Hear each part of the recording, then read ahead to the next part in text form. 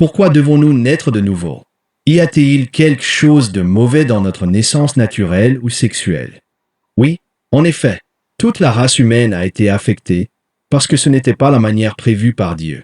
Adam a désobéi à la parole de Dieu et a choisi la voie sexuelle.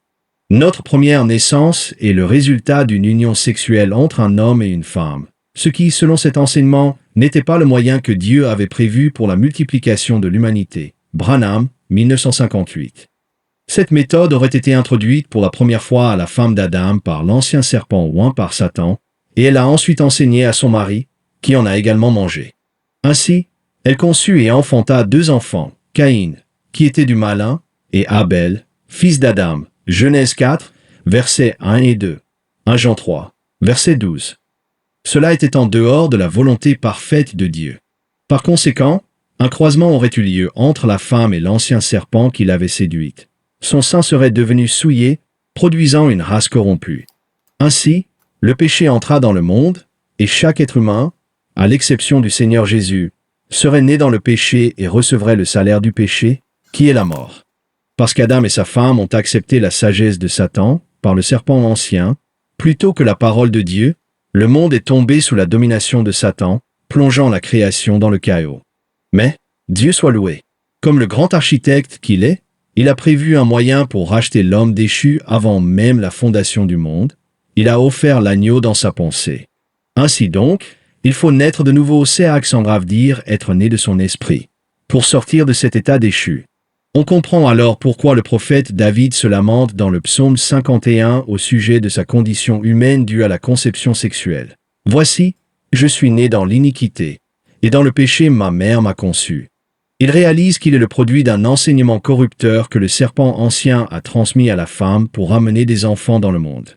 Il implore la miséricorde et demande à Dieu de restaurer la joie de son salut, priant « Crée en moi un cœur pur, ô Dieu, et renouvelle en moi un esprit droit. » Quelle était la manière prévue par Dieu? Dieu voulait qu'Adam parle la parole pour faire venir ses enfants à l'existence, comme Dieu créa le monde par sa parole. Un exemple clair est celui de la conception de la jeune Vierge Marie. Elle ne connut point d'homme. L'ange lui expliqua que le Saint-Esprit viendrait sur elle, et la puissance du Très-Haut la couvrirait, de sorte que l'enfant serait appelé fils de Dieu. Luc 1h35. Elle accepta et conçut aussitôt. Cela accomplit la prophétie d'Ésaïe 7, verset 14. Pourquoi est-il impératif de naître de nouveau? Jésus dit à Nicodème que sans la nouvelle naissance, personne ne peut voir le royaume de Dieu. Celui qui n'a pas expérimenté la nouvelle naissance ne peut comprendre les choses spirituelles. Paul, dans Galates 5, explique les conséquences de la naissance sexuelle, la domination de la chair, qui produit les œuvres du péché. En revanche, le fruit de l'esprit manifeste l'amour, la paix, la joie, la douceur, la maîtrise de soi, etc. Nicodème demanda comment un homme vieux peut naître de nouveau. Jésus répondit qu'il faut naître d'eau et d'esprit. Cela signifie être baptisé d'eau, être baptisé du Saint-Esprit. Le baptême d'eau est accompli par un ministre de Dieu, mais seul Jésus baptise du Saint-Esprit. Que fait la nouvelle naissance? Quand vous recevez le baptême du Saint-Esprit dans l'âme, vous devenez une nouvelle créature en Christ, 2 Corinthiens 5, verset 17. Vous entrez dans son corps, et les choses anciennes disparaissent. Jésus dit aussi qu'il faut devenir comme un petit enfant pour entrer dans le royaume de Dieu, Matthieu 18, verset 3. Que signifie naître d'eau et d'esprit?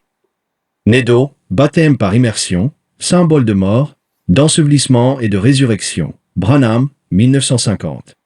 Né de l'esprit, recevoir le baptême du Saint-Esprit. Dans Acte 2, Pierre enseigne la marche pour entrer dans la promesse. Repentez-vous. Soyez baptisés au nom de Jésus-Christ. Recevez le don du Saint-Esprit. À qui Dieu donne-t-il le Saint-Esprit? Le Saint-Esprit est précieux. Jésus dit qu'on ne doit pas donner ce qui est sain aux chiens. Ainsi, seul celui qui a faim et soif, qui renonce à sa volonté et qui obéit à Dieu, peut recevoir le Saint-Esprit. Acte 5, verset 32 enseigne clairement que Dieu donne le Saint-Esprit à ceux qui lui obéissent. Ainsi, si quelqu'un désire entrer en Christ, il doit suivre la formule de Pierre. Repentance. Baptême au nom de Jésus-Christ. Réception du Saint-Esprit. Shalom. Ton frère, Karl en Christ.